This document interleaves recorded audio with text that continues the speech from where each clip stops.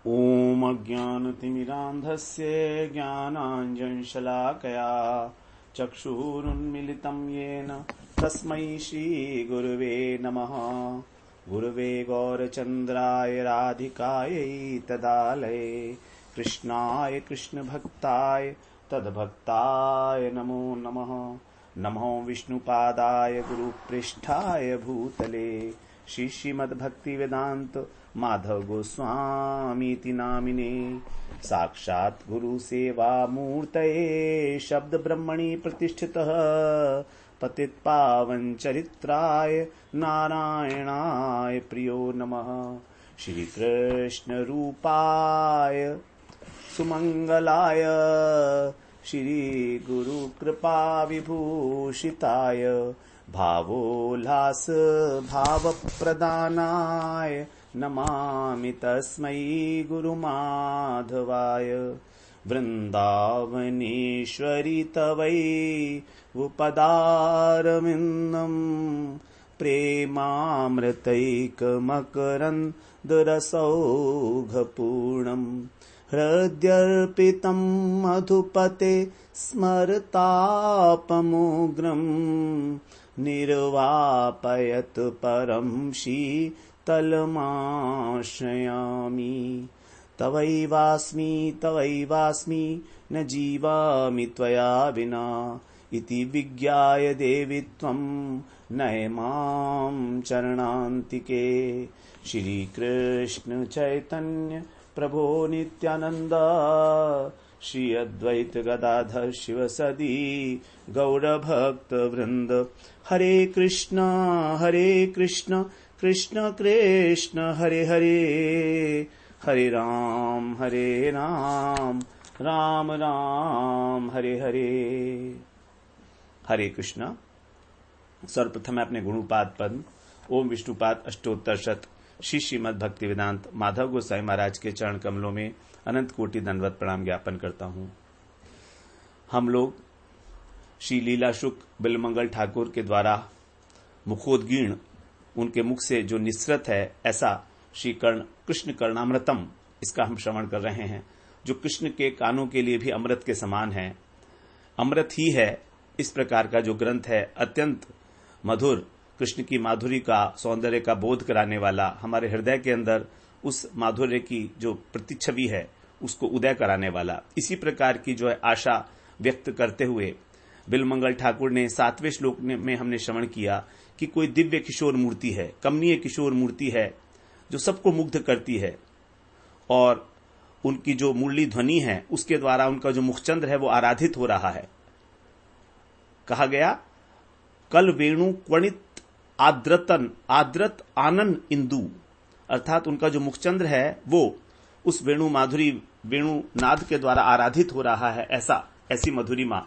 और कृष्ण मुरारी जो है उनकी मधुरिमा का उस कुछ कण, कापी कापी कापी, कोई एक कण, अत्यंत क्षुद्रतम कण मेरी वाणी के ऊपर, मेरी जीवा के ऊपर स्फुरित हो, जिससे कि मैं उनका माधुर्य का वर्णन कर सकूं। यद्यपि सब प्रकार से असक्षम है। पहले ठाकुर महाशय ने प्रार्थना की कि मेरे हृदय के अंदर वो स्फुरित हो, उनकी माधुरी, मुख माधुरी। फिर बताया कि मेरे हृदय के अंदर सदैव स्फुरित होते रहें। फिर बताया कि वो उनकी जो छवि है नित्य नवायमान रूप में, उनका जो माधुर्य है वो मेरे हृदय के अंदर स्फुरित हो। अब ये तीनों तो उन्हें लगता है संभव ही नहीं है, क्योंकि मेरा चित्त तो बड़ा विषय कलुषित है। तो अपने को सर्वथा अयोग्य मानते हुए अत्यंत दैन्य भाव में भरकर अब कह रहे हैं कि किसी प्रकार उनकी माधुरी का कोई कण मेरी जीवा के ऊपर स्फुरित हो जाए, जिससे मैं उनके माधुर्य का गुणगान करके श्रीमती राधा रानी को प्रसन्न कर सकूं। क्योंकि सखियों की यही सेवा है। सखी भाव में बिलमंगल ठाकुर जो हैं राधा रानी की सेवा करना चाहते हैं कृष्ण माधुर्य का वर्णन करके। अब 8वें श्लोक में हम लोग प्रवेश करते हैं। यहां पर कह रहे हैं मद शिखंडी शिखंड भू विभूषणम मदन मंथर मुग्ध मुखाम्बुजम ब्रजवधु नयनांजन रंजितम विजयताम मम वाग्मय जीवितम। विजयताम मम वाग्मय जीवितम, अर्थात मेरी जो वाणी है उसके वो कौन है? जीवन स्वरूप है। मेरी वाणी के जीवन स्वरूप जो श्याम सुंदर हैं वो विजयताम सदा जययुक्त हों। तो इसका पद्यानुवाद हम लोग श्रवण करते हैं, जो इस प्रकार से है। जो मद मत शिखी पिच्छो से हैं आभूषित, मनमथ मंथर मुग्ध मुखांबुज अतिशय रूसित, जो ब्रज वधु नयन के अंजन से हैं रंजित, जय मेरी वाणी के जीवन तू जगवंदित। मेरी वाणी के जो जीवन स्वरूप हैं उनकी जय हो, सदा जय हो। मेरे वाणी के जो प्राण स्वरूप हैं और अपने मुग्ध मुख कमल के द्वारा मुख कमल के द्वारा मुखाम्बुज मुख कमल के द्वारा जो मनमथ है अर्थात कामदेव है, जो मन के मथने वाला, उसको भी तिरस्कृत करने वाले। तो जो कामदेव है अत्यंत सुंदर है, उसको भी तिरस्कृत करने वाले ऐसे, और जो जिन्होंने मदमत्त मयूर जो है उसके पुच्छ को मुकुट के रूप में धारण किया हुआ है, मोर मुकुट से विभूषित श्री कृष्ण। इस प्रकार से उन श्री कृष्ण की जय हो, जिनका जो श्याम श्री विग्रह है वो ब्रज गोपियों के नयनांजन से रंजित हो रहा है। बड़े सुंदर यहां पर भाव बता रहे हैं। ब्रज वधु नयनांजन रंजितम, अर्थात जो ब्रज गोपियों के नेत्रों के अंजन से रंजित हो रहे हैं, ऐसे मेरी वाणी के जो जीवन स्वरूप श्याम सुंदर सदा जययुक्त हो, सदा जययुक्त हो। विजयता माने सर्वोत्कर्षेण वर्तताम, अर्थात सर्वोत्कृष्ट रूप से विराजमान हो। मम वाग्मयम जीवितम वस्तु, मेरे जो वाणी के जीवन स्वरूप हैं, प्राण स्वरूप हैं। क्योंकि अभी यहां पर प्रार्थना की है 7वें श्लोक में कि मेरी वाणी के ऊपर आप स्फुरित हों, तो मेरी वाणी जो है इसीलिए जीवित है कि उससे आपका जो है गुणगान मैं कर सकूं। तो वाणी की सार्थकता ही यही है कि हम लोग कृष्ण के नाम का, कृष्ण के रूप का, कृष्ण के गुण का, कृष्ण की लीलाओं का गुणगान करें, उनके माधुर्य का गुणगान करें।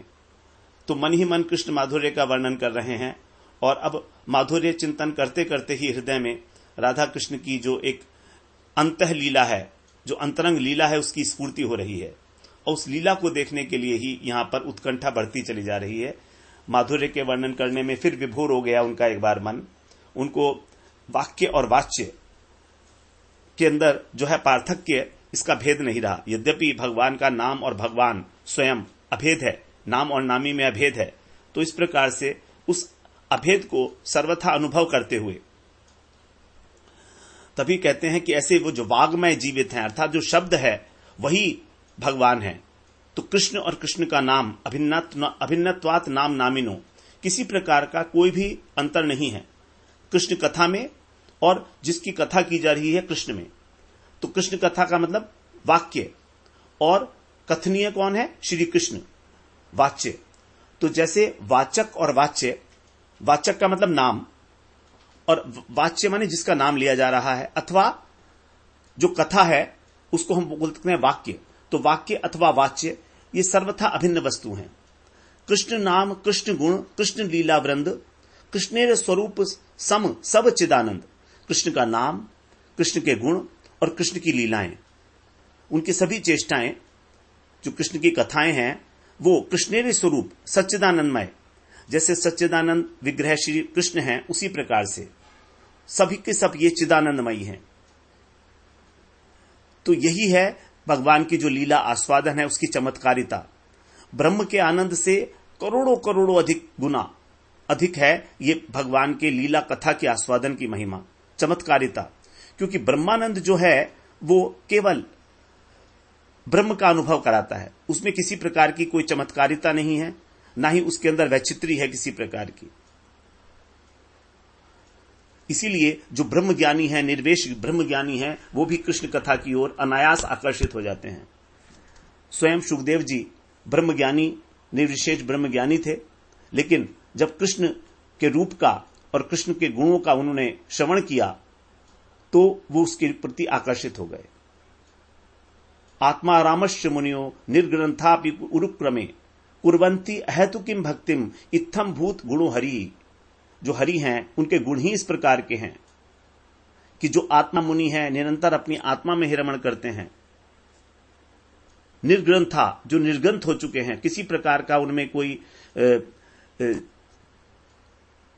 जड़ चेतन की जो ग्रंथि है वो जिनकी नष्ट हो चुकी है, ऐसे जो आत्माराम मुनि है वो भी जब उरुक्रम भगवान है, अच्युत अथोक्षज भगवान है, कुर्वंती अहेतु किम भक्तिम, उनकी निष्काम भक्ति करते हैं बिना किसी आशा के, बिना किसी कामना के। क्यों करते हैं? इत्थम भूत गुणो हरि, इस प्रकार के हैं भगवान हरि के गुण। तो अविद्या ग्रंथि से जो बिल्कुल रहित हैं, ऐसे जीवन मुक्त मुनिगण भी श्री हरि की अहेतुक भक्ति करते हैं।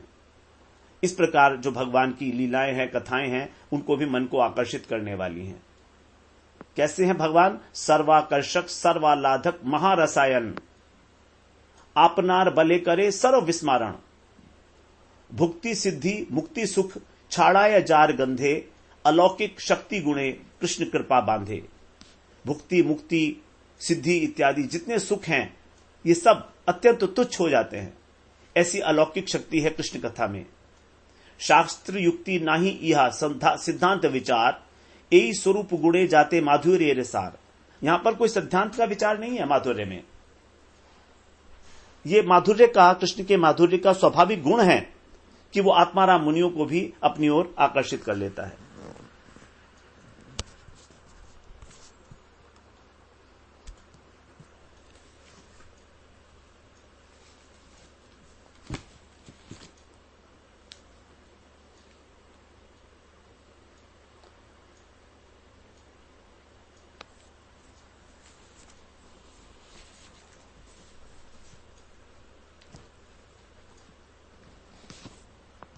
दो प्रकार की चेष्टाएं देखी जाती हैं सामान्य रूप से।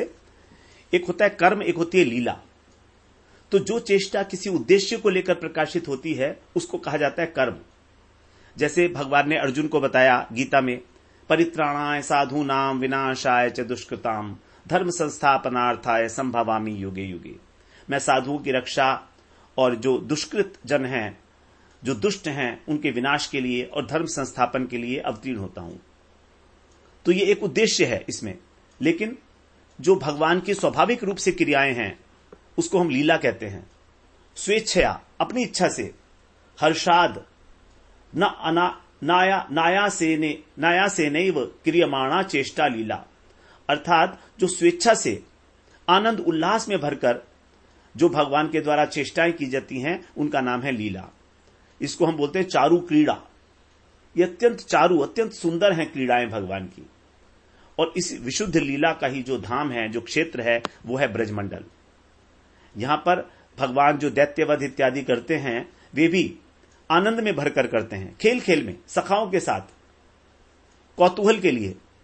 सखाओं का, माता पिता का, गोपियों के कौतूहल के लिए ही ये सारे के सारे भगवान यहां पर लीलाएं करते हैं। इसीलिए ब्रज में कृष्ण की जितनी भी चेष्टाएं हैं वो सब उनकी लीलाएं हैं। और सबसे ऊपर है श्री राधा रानी के साथ जो उनकी श्रृंगारमय रस लीलाएं हैं। उस प्रकार के माधुर्य की कहीं और तुलना ही नहीं है। राधा रानी ने भ्रमर गीत में स्वयं अपने मुख से इस लीला का जो माधुर्य है वो बताया है कि किस प्रकार से वो एक दिव्योन्माद की स्थिति के अंदर और भ्रमर को कृष्ण का दूत मान के और कृष्ण के दोषों का बखान करती हैं, कृष्ण के दोषों का बखान करती हैं। और फिर जब भ्रमर उनसे कहता है, ठकुरानी यदि उनमें इतने दोष हैं तो आप उनकी बार बार बात क्यों करती हो? दोषी व्यक्ति का तो कोई कीर्तन नहीं करता, उसके दोष का कीर्तन करने से तो हमारा भी मन दोषी हो जाता है। तो राधा रानी उत्तर देती हैं, दुस्तज्य तत्कथार्थ। हे भ्रमर, तू ठीक कह रहा है, बात तो तेरी ठीक ही है, लेकिन क्या करें, सब कुछ छोड़ सकते हैं, यहां तक कि तेरे बंधु का भी, कृष्ण का भी हमने त्याग कर दिया, लेकिन उनकी जो कथा रूपी संपदा है वो हम नहीं छोड़ पा रहे। दुस्त्यज्य, अत्यंत दुष्कर है उसको छोड़ना। और विशेष रूप से ये जो विरह है जिसकी अग्नि में हम जली जा रही हैं, केवल इसी का आश्रय लेकर हम अपने देह के अंदर प्राणों को धारण किए हुए हैं। यदि इसका भी आश्रय छूट गया तो हम अपने देह के अंदर इस प्राण को धारण नहीं कर पाएंगे। क्षण भर भी यदि कथा में विराम हो जाए कृष्ण की, तो तप्त देह के अंदर प्राण नहीं रह सकते। तत्कथार्थ यही अर्थ है। हम लोग धर्म अर्थ काम मोक्ष की बात करते हैं, यहां पर जो वास्तविक अर्थ है जीवन का वो केवल कृष्ण कथा है। कृष्ण कथा ही कथा है, अर्थ है, और बाकी तो सब व्यर्थ है। कृष्ण कथा के अतिरिक्त जो ग्राम्य कथा है वो सब व्यर्थ है, उसमें अर्थ नहीं है। तो कहा कथार्थ, कथार्थ ही एक कथा ही एकमात्र हमारे लिए अर्थपूर्ण है। इसी से हमको कृष्ण की लीला में जो माधुर्य है, सौंदर्य है, उसके अतिशयता का बोध होता है।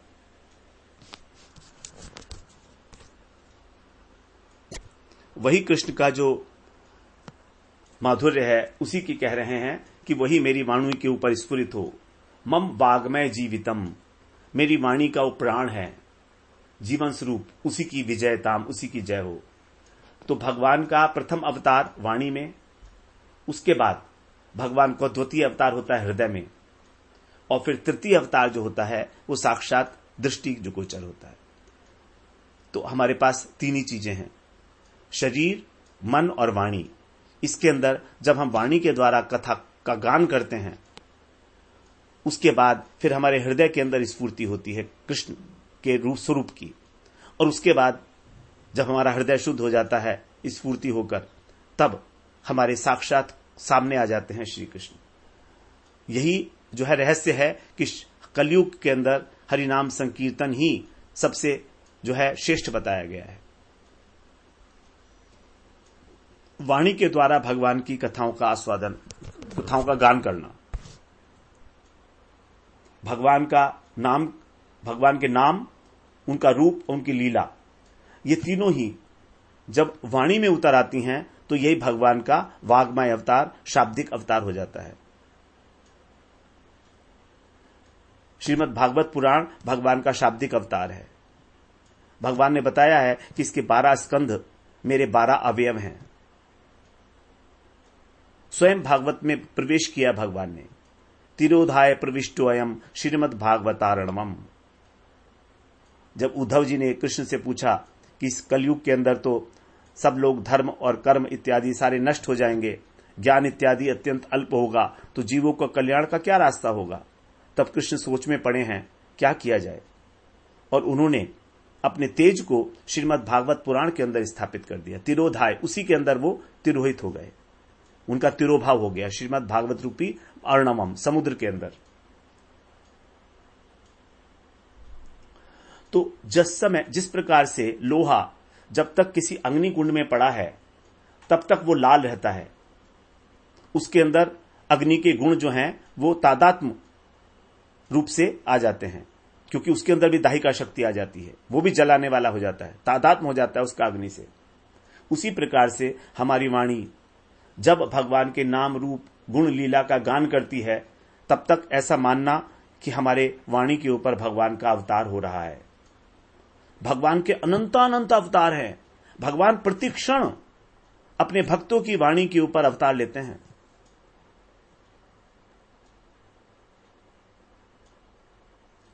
अब जिस प्रकार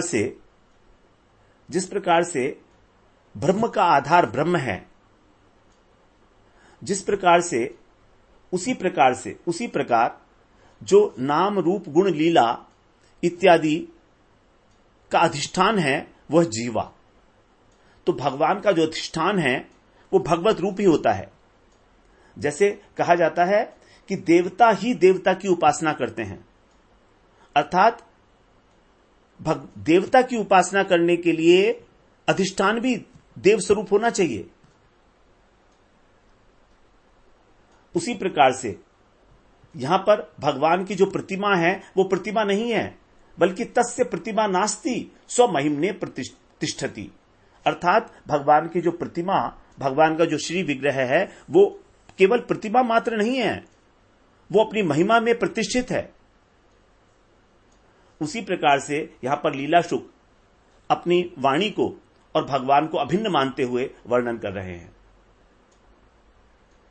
श्रीमद् भागवत पुराण भगवान के जो वाणी है गीता के रूप में, जो अक्षर हैं, ये अक्षर भी चिदानंद स्वरूप हैं, भगवान भी चिदानंद हैं, तो इसलिए अक्षर ब्रह्म के रूप में भगवान का शाब्दिक अवतार हुआ है। इसी अभिन्नता का अनुभव करना कि भगवान का नाम, भगवान की लीला और भगवान स्वयं एक ही हैं, ऐसे अनुभव करते हुए लीला शुक उनकी जय जयकार कर रहे हैं। विजयताम अर्थात विशेष रूप से वो जय को प्राप्त हों। इसका अर्थ क्या हुआ विशेष रूप से जय को प्राप्त होना? क्योंकि इससे पहले श्लोक में प्रार्थना की थी मधुरिमण कणिकापि कापि कापि, अर्थात उनकी मधुरिमा की कोई कणिका मेरी जीवा के ऊपर स्फुरित हो। कापि कापि सर्वनाम है, कोई एक, उसका वर्णन तो किया नहीं जा सकता। तो जब जिस वस्तु का वर्णन नहीं किया जा सकता होता है, हम उसको उस जगह पर सर्वनाम का प्रयोग करते हैं। तो यहां पर कापी कापी जो है सर्वनाम हो गया। तो यहां पर अत्यंत क्षुद्रतम कणिका के लिए प्रार्थना कर रहे हैं। तो कह रहे हैं कि जैसे आप मेरी वाणी में प्रकट हो रहे हो, उसी प्रकार से आप वहां पर सदैव विराजमान भी रहो। विजयताम, विराजमान भी रहो। अब उससे क्या होगा? जिससे कि मैं जीवन पर्यंत कृष्ण कथा का कीर्तन करते हुए जीवित रह सकूं। जीवे तुयो मुक्ति पदे सदाय भाग। ब्रह्मा जी ने अपनी स्तुति में कहा है कि जो व्यक्ति अपने मन, अपनी वाणी, अपने हृदय को भगवान को समर्पित करके अपना जीवन यापन करता है और जितनी भी अनुकूल प्रतिकूल परिस्थिति हैं उनको अपने ही कर्मों का फल मानकर वो जीवेत यो मुक्ति पद है, वो मुक्ति पद का सदाय भाग उत्तराधिकारी हो जाता है। तो निरंतर कृष्ण के नाम का स्फुरण हमारी जीवा के ऊपर हो। इसीलिए क्योंकि अपनी जीवित रहने के लिए कह रहे हैं कि आजीवन कीर्तन करूं मैं, जिससे कि मैं जीवित रह सकूं। यदि मैं आपका कीर्तन नहीं करूंगा तो मैं प्राण धारण नहीं कर सकता। तो कृष्ण ही जो है वाणी के जीवन स्वरूप है, अर्थात वाणी की भी वाणी है, वाणी का भी जो आत्मा है, वाणी का जो वाणी है वो कृष्ण है, प्राणों का भी प्राण। जैसे केनोपनिषद में कहा गया है प्राणस्य प्राण है चक्षुष चक्षु। कृष्ण प्राणों की भी प्राण है और चक्षुओं की भी चक्षु हैं, क्योंकि वही उपादान कारण है पूरी सृष्टि के। तो कृष्ण के बिना इंद्रियों में जीवन कहां? इसलिए वो मेरी वाणी का जो जीवन है सदैव उस वाणी के रूप में, उस जीवन के रूप में, वचन के रूप में सदैव विराजमान रहें। तो भगवान संबंधी जो कथाएं हैं वही जो है भगवान का शाब्दिक अवतार है। अब वो जो वाग्मय जीवन है, अर्थात जो कृष्ण की माधुरी है, वो कैसी है, वो कौन है, उसी का आगे परिचय देते हुए कह रहे हैं कि मस्तक के ऊपर आपके जो मदमाते मोर हैं उनके पंख बने हुए हैं। मद शिखंडी शिखंड विभूषणम, अर्थात जो मदमत्त हैं, मयूर नृत्य कर रहे हैं, उनके पंखों से आपके जो मुख कमल है, आपका जो मस्तक है, उसके ऊपर मुकुट विराजमान है, मोर के पंखों से बना हुआ। तो मोर पंख रूपी भूषण से युक्त हैं। अब लीला शुक की जो आंखें हैं वो मोर की आंखों में, मानो आंखें, मोर की आंखें जो हैं लीला शुक की नेत्रों में जो है अब आ गई हैं, जैसे मानो कृष्ण की ही आंख है वो। तो जो प्रेमी होते हैं, भक्त होते हैं, उनको भगवान के जो नेत्र हैं वो उसी के अंदर बसे होते हैं, भगवान उनके नेत्रों में ही बसे होते हैं सब प्रकार से। कह रहे हैं जैसी छवि झलकत सांवरे सलोने अंग, तैसी न विलोकी कहूं मेघन की ठट में। जिस प्रकार की मेरे सांवरे सलोने की छवि है वो कहीं नहीं है, मेघों की छवि भी ऐसी नहीं है। दमकती दामिनी करोरनी में ऐसी है न, जैसी दूती देखियत बने पीत पट में। पीतांबर के अंदर जो झलक है, जगमगाहट है, ऐसी तो दामिनी भी नहीं है, आकाश में बिजली भी नहीं है। फसी पसी जात वनमाल में उरज मन, सरस्वती देखियो बहे यमुना के तट में, माथे मोर चंद्रिका के मिस चोठ गोरी ठान, राखी जिन नैनन की चंद्रिका मुकुट में। आपकी जो वनमाला है उसमें मेरा मन उलझ उलझ जा रहा है, जैसे कि यमुना जी के तट के ऊपर सरस्वती बह रही हो, माथे मोर चंद्रिका और माथे के ऊपर आपका मयूर पिच्छ चंद्रिका विराजमान है, उसी के बहाने से आप हमारे मन को ठग रहे हो। जिस नैनन के अंदर ये चंद्रिका बसी हुई है, वो मन अपने आप में कहां रहेगा। तो आपका जो ये मूल चंद्रिका है, ये मूल चंद्रिका नहीं है, ये तो कोई मोहिनी रूप है, टोना है कोई। और हम देखें यदि तो जो मोर का पंख होता है उसके अंदर एक नयन की भी वो होती है, शोभा होती है, लिखा नेत्र के टाइप का लगता है वो। तो इसीलिए जो नेत्र हैं वो गोपियों को भी उन्मत्त कर देते हैं, नृत्य को, और मोर को भी नृत्य कर देते हैं। मोर जो है मद और मोह उसे कब कैसे आता है, घनश्याम को देखकर, क्योंकि कृष्ण जो है वो उनका मेघ कांति है, और जब वो वेणु रव करते हैं तो फिर ऐसा लगता है जैसे बादल गरज रहे हैं, और पीतांबर उनका बिजली की तरीके से है। तो मोर सोचता है कि वर्षा ऋतु आ गई है, अब जो है बादल आ गए हैं। तो कृष्ण को देखकर जो है मयूर नृत्य करता है, बड़ा प्रेम करता है। और भगवान तो भावग्राही हैं ही, तो इतने भावग्राही हैं भगवान, तो वो तो पत्रम पुष्पम फलम तोयम यो में भक्त्या प्रयच्छति, अतमात्रेण जलस्य चुलुके नवा, विक्रीडते स्वमात्मानम भक्तेभ्यो भक्तवत्सलः। केवल एक चुल्लू जल में यदि तुलसी दल भगवान को अर्पित किया जाए तो भगवान कैसे हैं, अपने को बेच देते हैं। विक्रीडते स्वमात्मानम, अपनी आत्मा को, इतने भक्तवत्सल हैं भगवान भक्तों के लिए। अब ये जो शिखंड है, जो मोर है, ये तो उनके दर्शन से फूल फूल करके नाच नाच रहा है, और अपने अंग से अपने जो पंख है उनको तोड़ तोड़ कर और कृष्ण के चरणों में समर्पित कर रहा है। तो ऐसे जो महारसिक कृष्ण हैं वो उन पंखों को कैसे छोड़ सकते हैं। इसलिए उन पंखों को भूमि से उठाकर अपनी शीश पर धारण कर लेते हैं, मानो ये कह रहे हैं कि हे मयूर, मैं तो तुम्हारे प्रेम का ऋणी हूं, मैं गोवर्धन का भार उठाकर खड़ा रह सकता हूं, लेकिन प्रेम के आगे, प्रेम के तो एक पंख के आगे भी मैं झुक जाता हूं। धरनी ते चंद्रिका उठाए सिर धारी नाथ, हंसी बोले गिरिधारी मुंह पे तेरा ऋण है। गिरधारी कहते हैं मुझ पर तेरा ऋण है, क्योंकि तूने मुझे इतना प्रेम किया है। उसको मोर पंख को अपने सिर पर स्थान देकर जो है मोर को गौरव प्रदान कर रहे हैं। इसीलिए मोर जो है जब कृष्ण को देखता है तो अपने को बड़ा सौभाग्यशाली मानता है।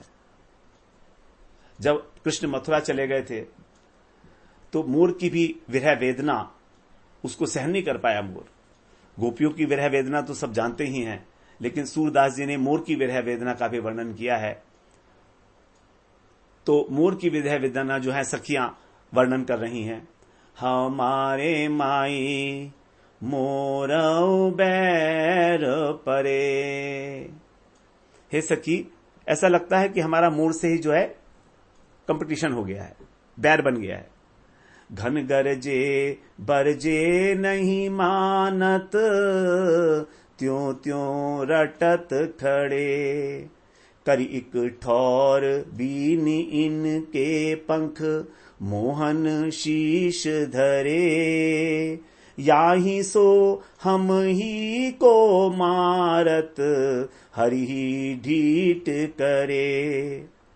कह जानिए गुण कौन गुण सखिरी, हम सो रहत अड़े, सूरदास परदेस बसती हरी, ये बनते न टरे। सखी देखो तो हरि तो परदेश में चले गए, मथुरा चले गए, और देखो ये उनकी प्रतीक्षा में वन में अभी भी वहीं के वहीं विराजमान है जहां थे।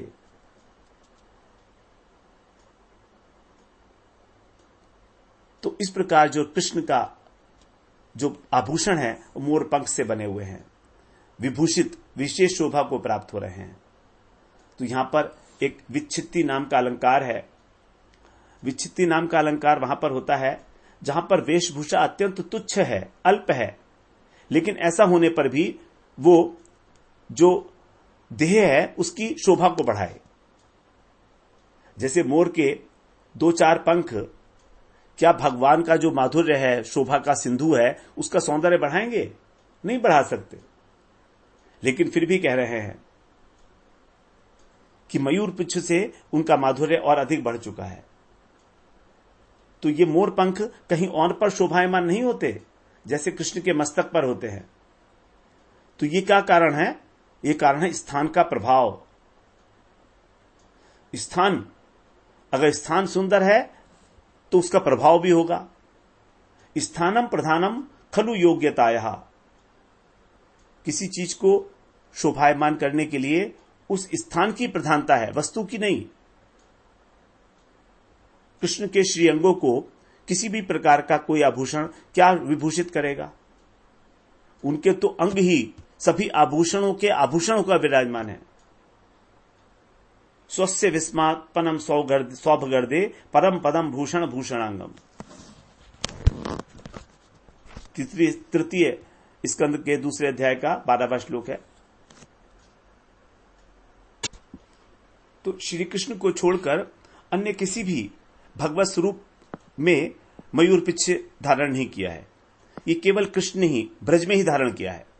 ये ब्रज की विशेषता है केवल मयूर पिच्छ।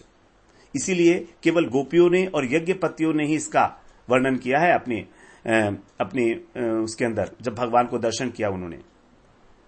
तो ऐश्वर्य प्रधान जो भक्त हैं भगवान के, वो कभी मयूर पिच्छ का वर्णन नहीं करते। जैसे ब्रह्मा जी की स्तुति है, बड़ी सुंदर है, लेकिन मयूर पिच्छ का वर्णन नहीं है उसमें। शिव जी की स्तुति है, नारद जी की स्तुति है, उसमें कहीं मयूर पिच्छ का वर्णन हम नहीं सुनेंगे। ये तो केवल ब्रज की संपत्ति है और केवल माधुर्य भाव संपन्न जो हैं भक्त, उन्हीं की संपत्ति है।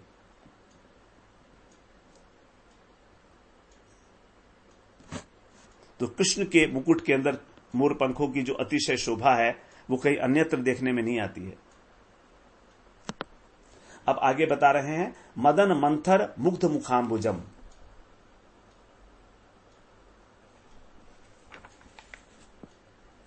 अर्थात जो मदन मंथर, मन का मंथन करते हैं, और मदन मंथर, मदन कामदेव के मन को भी जो है मंथन करने वाले हैं, ऐसा है उनका मुखाम्बुजम। सबको विमोहित करता है, नंबर 1, विमोहित करके आकृष्ट करके सबको आनंद देता है, नंबर 2। क्यों देता है? क्योंकि वो मदन मंथर है, मनमथ के मन को भी मथने वाला है। प्राकृत कामदेव की तो वहां पहुंच ही नहीं है, लेकिन जो अप्राकृत कामदेव है वो भी भगवान की जो है, भगवान को देखकर मुग्ध हो जाता है, मूर्छित हो जाता है, और उसकी भी इच्छा जागृत हो जाती है कि यदि मैं भी यदि गोपी के रूप में होता तो कृष्ण का आस्वादन करता, मधुरिमा का। ऐसी है उनके मुख चंद्र की शोभा कि मदन मोहित होकर मूर्छित हो जाता है। इसीलिए भागवत में भगवान को कहा गया साक्षात मनमथ। अर्थात मनमथ जो है पहला, वो तो है अप्राकृत कामदेव, उसके मन को भी मथने वाले हैं प्रद्युम्न, जिनका वो अंश है, क्योंकि प्रद्युम्न जो है वो मूल कामदेव हैं।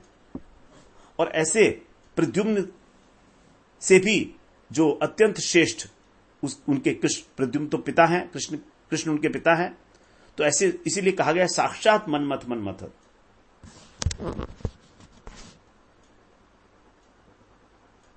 तो यहां पर जो है इसके मदन मंथर के 2 अर्थ बताए हैं। एक तो मदन को भी मनमथ करने वाला, कामदेव को भी, और दूसरा है मदन से स्वयं मंथर बना हुआ जो मुख है। तो पहला अर्थ जो है वो प्रसिद्ध अर्थ है कि जो कामदेव के मन को भी मथने वाले हैं, अर्थात कामदेव भी जिनके रूप पर लज्जित हो जाता है रूप देखकर, और सब प्रकार का उसका मद जो है वो नष्ट हो जाता है। कैसा है उनका स्वरूप, कैसा है, माधुर्य कैसा है।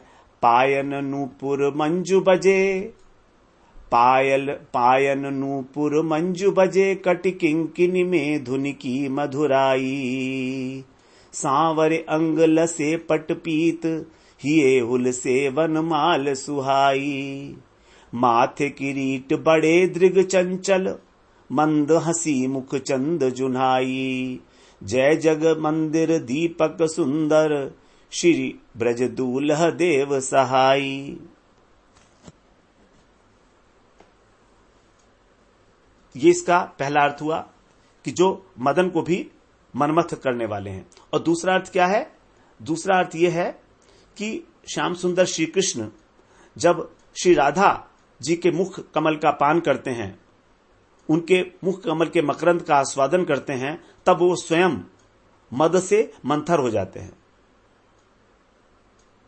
अर्थात मदन मोहन के जो नयन हैं वो भी किसी अनिर्वचनीय अगाध माधुर्य, सौंदर्य, लावण्य, तारुण्य, औदार्य के सिंधु के रस सरोवर में फंस जाते हैं और अब उस सरोवर से वो निकल नहीं पाते, निकल ही नहीं सकते और निकलना चाहते भी नहीं हैं। जो अनुपम रूप माधुरी है राधा रानी की, जहां पर नटखट चंचल श्री कृष्ण के प्राण अटक जाते हैं जाकर, ऐसी रूप माधुरी, निरंतर उसी रूप माधुरी का आस्वादन करते हुए उसी के अंदर फंस जाते हैं। भगवान के जब नयन कमल राधा रानी के मुख का आस्वादन, मुख का दर्शन करते हैं तो स्वयं भी मदन से मंथर हो जाते हैं, अर्थात काम से जर्जरित हो जाते हैं।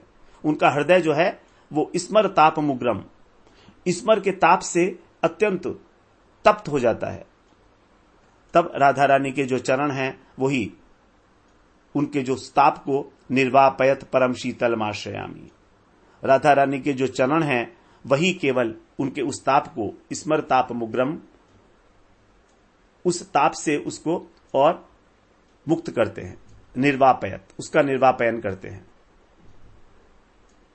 तो राधा रानी के चरण की जो शीतलता है वही उस स्मर ताप से उनको मुक्त करती है, जिस ताप से वो ग्रसित हो जाते हैं, तप्त हो जाते हैं, जर्जरित हो जाते हैं मदन के आवेग में, स्वयं साक्षात मनमथ होकर भी। तो इस प्रकार दो अर्थ जो हैं यहां पर मदन मंथर के बताए गए हैं। अब हम लोग अगले सत्र में इसी श्लोक की और थोड़ी सी आगे चर्चा करते हुए फिर आगे के श्लोक में प्रवेश करेंगे। अभी इसकी थोड़ी चर्चा बाकी है हमारी। वांछा कल्पतरुभ्यश्च कृपा सिंधुभ्यैव च पतितानां पावनेभ्यो वैष्णवेभ्यो नमो नमः।